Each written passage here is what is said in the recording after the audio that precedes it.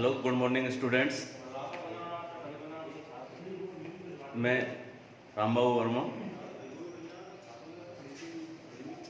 8th class Hindi medium विज्ञान की class के अंतर्गत आपका हार्दिक अभिनंदन करता हूं। सभी स्टूडेंट्स को इस महामारी के अंतर्गत किसी भी प्रकार का कोई लॉस ना हो, इसलिए विद्यालय प्रबंधन ने ऑनलाइन क्लासेज का शेड्यूल तैयार किया है। इसके लिए मैं आप लोगों को 8th क्लास की साइंस शुरू कराने जा रहा हूँ। इसमें फर्स्ट चैप्टर आपका विद्यालय के अंतर्गत जब हम कराएंगे तो उसमें फर्स्ट चैप्टर आपका चलेगा कृषि प्रबंधन का। पहला चैप्टर है आपका कृषि प्रबंधन। कृषि प्रबंधन कृषि प्रबंधन क्योंकि हम जानते हैं कि भारत एक कृषि प्रधान देश है। इसकी लगभग 2/3 आबादी कृषि पर आधारित है। भारत के अंतर्गत कृषि के विभिन्न क्षेत्रों में विभिन्न तरीके अपनाए जाते हैं। यहाँ पर इनमें हम मुख्य रूप से कृषि के अंतर्गत की जाने वाली जो भी गतिविधियां होती हैं उन सब के बारे में हम अध्ययन करेंगे। क्योंकि कृषि एक ऐसा साधन है जिससे संपूर्ण देश की आबादी की लगभग 2/3 आबादी इस पर निर्भर है। आर्थिक आजीविका जिसके ऊपर टिकी हुई है। हमारे देश के अंतर्गत कृषि की विभिन्न क्षेत्रों में विभिन्न प्रकार की गतिविधियां अपनाई जाती हैं। इन गतिविधियों को अगर देखें तो इनके अंतर्गत जो मुख्य रूप से जो बात आती है, क्षेत्रों के हिसाब से विभिन्न प्रकार से अलग अलग तरीके से अलग अलग गतिविधियां अपनाई जाती हैं। कृषि एक ऐसा माध्यम है जिससे हम लोगों को, जीवों को एक आजीविका का एक प्रमुख साधन माना जाता है। मानव की जो मूलभूत आवश्यकताएं होती हैं, मूलभूत आवश्यकताओं से मेरा कहने का मतलब है रोटी, कपड़ा और मकान। इनमें जो रोटी या भोजन प्राप्त करना है तो भोजन के लिए कृषिगत आवश्यकताओं के ऊपर निर्भरता अत्यंत व्याप्त है। इस निर्भरता में यदि हम देखें तो कृषि की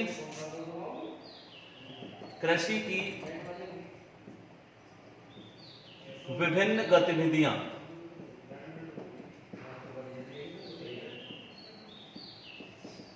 अपनाई जाती हैं। विभिन्न गतिविधियां अपनाई जाती हैं। कृषि यानी कि फसल उत्पादन कृषि का एक प्रमुख स्रोत माना जाता है। कृषिगत जो आवश्यकताएं होती है, इन सभी आवश्यकताओं में यदि हम देखें तो कृषि उत्पादन के लिए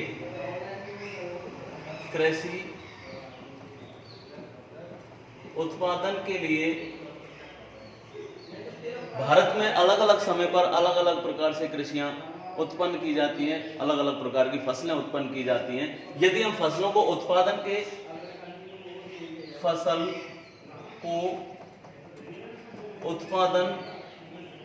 के दृष्टिकोण से देखें तो मुख्य रूप से फसल हमारे देश के अंतर्गत, भारत के अंतर्गत 3 प्रकार की फसलें होती हैं। रबी की फसल, खरीफ की फसल और जायद की फसल। रबी की फसल, खरीफ की फसल और जायद की फसल। इनमें रबी की फसल का जो काल रहता है वो रहता है अक्टूबर से मार्च। जायद की फसल का जो काल रहता है वो अप्रैल से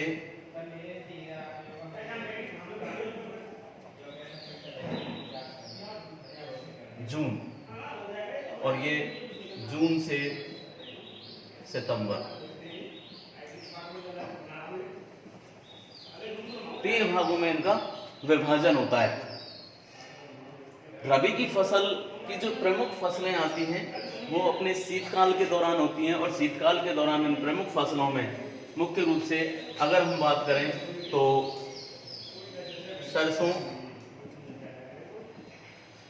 चना, गेहूं। खरीफ की फसल में यदि बात की जाए तो ज्वार, बाजरा, मक्का। और जायद की फसल में यदि बात की जाए तो फसल उत्पादन में जो मुख्य फसलें जो उत्पादित की जाती हैं उनमें तरबूज, ककड़ी, खीरा, ये फसलें मुख्य रूप से उत्पादित होती हैं। फसल उत्पादन के जो प्रमुख रूप से अगर हम बात करें तो फसल उत्पादन के लिए जो जो गतिविधियां हम किसानों के माध्यम से अपनाई जाती हैं, इनमें पहली जो गतिविधि है फसल उत्पादन और फसल प्रबंधन के लिए, तो इनमें जो गतिविधियां अपनाई जाती हैं उनमें पहली गतिविधि जो देखने को मिलेगी गतिविधि, इसमें मिलेगा पहला नंबर 1 होगी जुताई। जुताई का जो कार्य किया जाता है, इसके माध्यम से ग्रीष्मकालीन के दौरान भूमि की जो मृदा होती है, इस मृदा को उपजाऊ बनाने के लिए और बरसात के दौरान नमी उत्पन्न करने के लिए जुताई की जाती है। समय समय पर इसकी जुताई की जाती है। जुताई करने के लिए जो मुख्य रूप से जो उपकरण काम में लिया जाता है वो होता है कल्टीवेटर।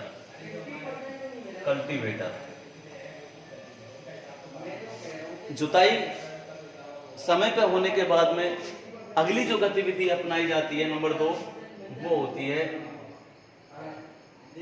मैच देना या पाटा फेरना।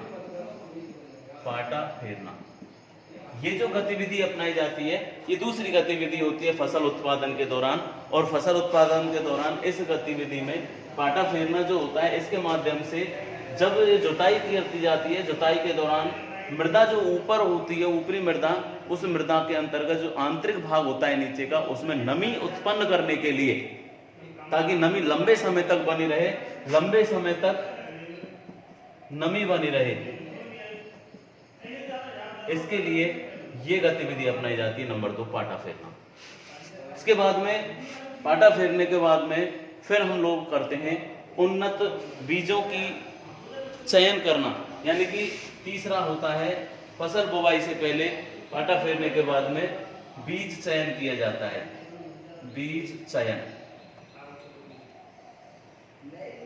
बीज का चयन किया जाता है, उन्नत किस्म के बीज चयनित करके और उन बीजों को बोने के लिए काम में लिया जाता है, ताकि अधिक मात्रा में उत्पादन प्राप्त किया जा सके। उन्नत किस्म बीज का चयन करने के बाद में तो यहाँ पे सबसे बड़ी बात यह है कि इन बीजों को जब बोया जाता है तो बोने के दौरान यहाँ पर चौथा पॉइंट होता है बीज चयन करने के बाद में फसल को बोना, फसल की बुवाई। और बुवाई करने के लिए जो मशीन जो काम में ली जाती है, उस मशीन के माध्यम से बुवाई कर दी जाती है। इसके बाद में जैसे ही फसल का उत्पादन होता है, फसल अंकुरित होके बाहर निकलती है, अंकुरित होने के बाद में जैसे फसल उग जाती है, तो फसल उगने के बाद में फसल के साथ में अनावश्यक रूप से बहुत सारे ऐसे पेड़ पौधे होते हैं जो अनावश्यक रूप से फसल के साथ में उग जाते हैं, जो हमारे द्वारा कृषिगत क्षेत्र में जो बोई गई जो फसल है उसके अंतर्गत कहीं ना कहीं ये जो और साथ में उगने वाले पेड़ पौधे होते हैं, अनावश्यक पेड़ पौधे, ये फसल को हानि पहुंचाते हैं। इसलिए ऐसी फसल के अंतर्गत उगने वाले ऐसे अवांछित पेड़ पौधे जो फसल को मुख्य रूप से हानि पहुंचाते हो, उन्हें हम खरपतवार कहते हैं। खरपतवार फसल के अंतर्गत बुवाई के बाद में निराई की जाती है, निराई या गुड़ाई। इसके अंतर्गत अवांछित रूप से खरपतवार होता क्या है? खरपतवार यानी कि फसल के साथ में उगने वाले अवांछित पेड़ पौधे, फसल के साथ में उगने वाले अवांछित पेड़ पौधे जो कृषिगत फसल को हानि पहुंचाते हैं,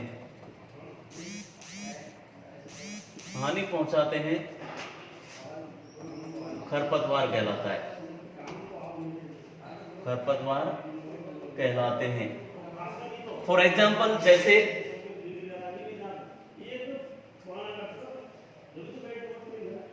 गाजर घास, बॉटनिकल रूप में इसको पार्थेनियम भी कहते हैं, मोथा, इसको भी साइप्रस रोटेंडस कहा जाता है। तो ये एक तरीके से फसल के साथ में जब हम लोग फसल बोते हैं तो फसल के साथ में ये पेड़ पौधे उग जाते हैं। तो जो भूमि के अंतर्गत जितने भी पोषक तत्व होते हैं उन सभी पोषक तत्वों को अपने आप में समाहित कर लेते हैं, जिससे फसल जो हमारे द्वारा बोई गई है उस फसल को हानि होती है। फसल में खरपतवार हटाने के बाद में अगला जो शुरुआत होती है वो होती है, इसके साथ में अगला पॉइंट है छठवां, इसके साथ में सिंचाई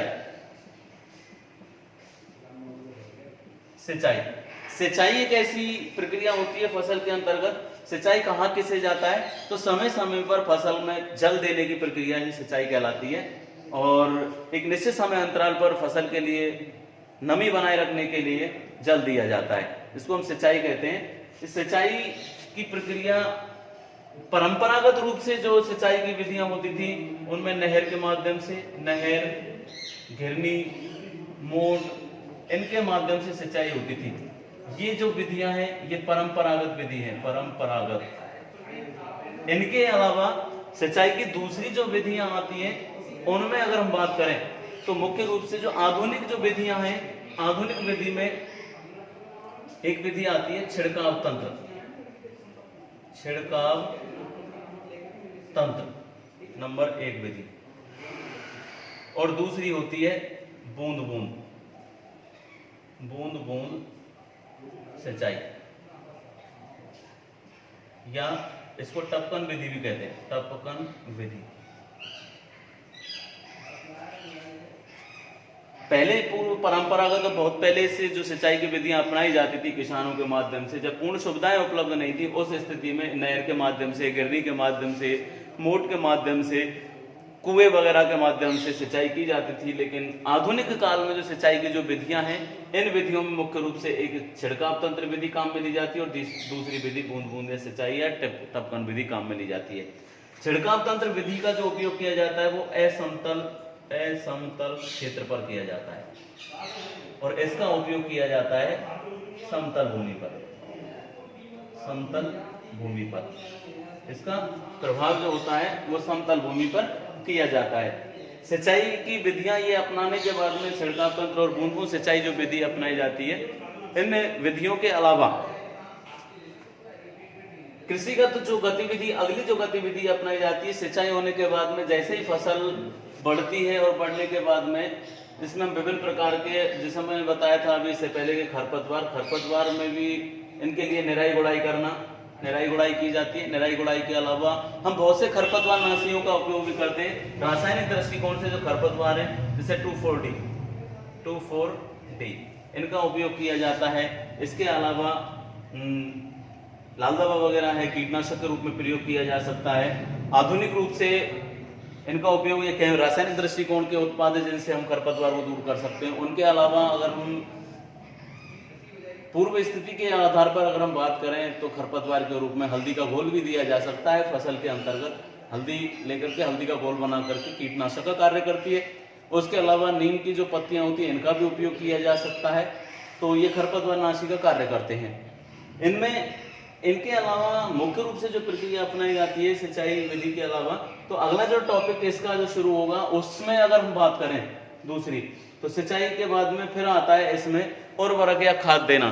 फसल को उच्च मात्रा में पोषक तत्वों की आवश्यकता होती है और उच्च मात्रा में पोषक तत्वों की जो मात्रा होती है, ये पोषक तत्व फसल के लिए अत्यंत जरूरी होते हैं, जिनमें लगभग 13 पोषक तत्व दिए जाते हैं और 13 पोषकों में लगभग 7 पोषक तत्व दीर्घ मात्रिक होते हैं और 6 पोषक तत्व अल्प मात्रिक होते हैं। इनमें जल के माध्यम से भी पोषक तत्वों की प्राप्ति की जाती है, इसमें हाइड्रोजन भी आता है, जल के माध्यम से ऑक्सीजन भी आता है। पोषक तत्वों इनके अलावा जो अगला जो 7वां जो पॉइंट था वो है, 7वां जो पॉइंट शुरू होगा इसमें उर्वरकों का प्रयोग, उर्वरक या खाद देना, क्योंकि भूमि के अंतर्गत निश्चित मात्रा में पोषक तत्व बनाए रखने के लिए उर्वरक और खादों का प्रयोग किया जाता है। उर्वरक और खाद जितने भी दिए जा रहे हैं इन सब में उर्वरक जो होते हैं इनमें एक मूल रूप से एक निश्चित रूप से अंतर होता है दोनों में, और दोनों में जो अंतर है वो अंतर ये है कि उर्वरक जो होते हैं वो रासायनिक दृष्टिकोण से तैयार किए जाते हैं। नंबर 1 बात, उर्वरक जो होते हैं वो रासायनिक दृष्टिकोण से तैयार किए जाते हैं।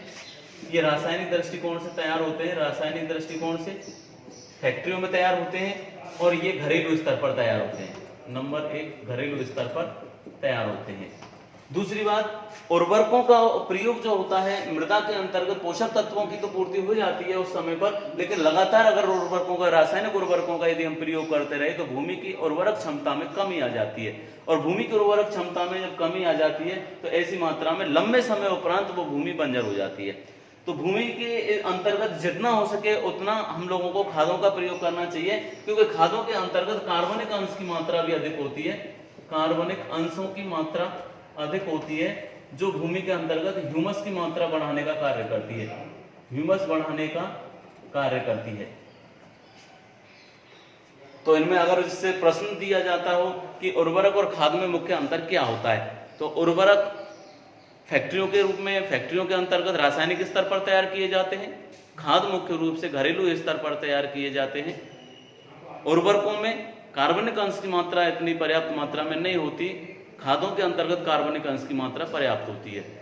उर्वरक जो होते हैं ये भूमि में लंबे समय तक उर्वरक क्षमता बनाए रखने का कार्य नहीं करते, लेकिन खाद जो होते हैं ये मृदा के अंतर्गत लंबे समय तक उर्वरक क्षमता बनाए रखने का कार्य करते हैं। और एट लास्ट जो होता है उर्वरकों का प्रयोग जो है, उर्वरक यदि लंबे समय तक प्रयोग किए जाएं तो भूमि के अंतर्गत उचित मात्रा में जो पोषक तत्व होते हैं उनमें कमी आ जाती है और लंबे समय उपरांत उर्वरकों के माध्यम से मृदा बंजर हो जाती है, जिसमें आगे उत्पादन का दृष्टिकोण अत्यंत कम हो जाएगा और बंजर हो जाएगी। लेकिन खादों का यदि हमारे रूप से उपयोग किया जाए तो मृदा में ह्यूमस की मात्रा बढ़ती है, जिससे उत्पादन क्षमता में वृद्धि होती है। तो ये मुख्य रूप से अंतर देखने को मिलते हैं उर्वरक और खादों के अंतर्गत। तो खाद और उर्वरक, लेकिन रासायनिक दृष्टिकोण से उर्वरकों का प्रयोग एक साथ अगर कर दिया जाए तो इनका उपयोग वैसे तो लाभदायक उस समय पर लाभदायक होता है जिस समय पे दिए गए, लेकिन लंबे समय बाद अगर हम दीर्घगामी परिणाम देखें तो दीर्घगामी परिणाम देखने के बाद में ये हानिकारक उत्पन्न होंगे। इनमें इसके अलावा उर्वरक और खाद देना, इनके अलावा अगर हम बात करें तो फसल जब पूर्ण पक करके तैयार हो जाती है, उर्वरकों का प्रयोग होने के बाद में फसल पूर्ण पक के तैयार हो जाती है, एक निश्चित समय के बाद में इन फसलों की जाती है कटाई। अगला जो टॉपिक है 8वां वो है कटाई। फसल की कटाई की जाती है। कटाई एक निश्चित समय पर करने के बाद में कुछ समय तक फसल को सुखाया जाता है और सुखाने के बाद में फिर इस फसल के अन्न के, अनाज के और फसल के दानों को अलग करने के लिए अलग किया जाता है। इसके लिए एक व्यवस्था होती है, एक मशीन होती है थ्रेसिंग।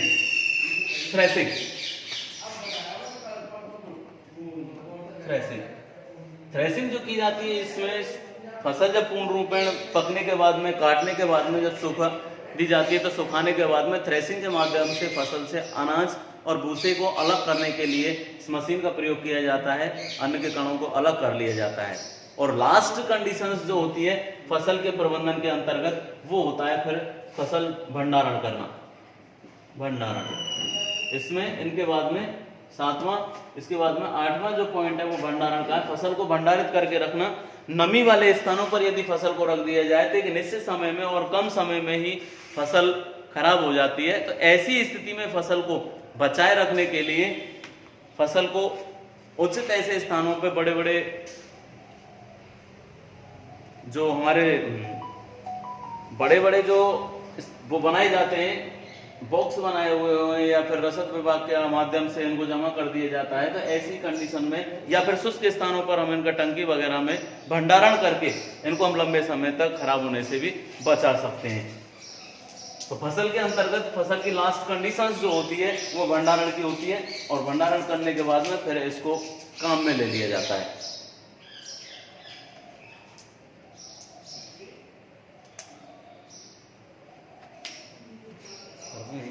एक मिनट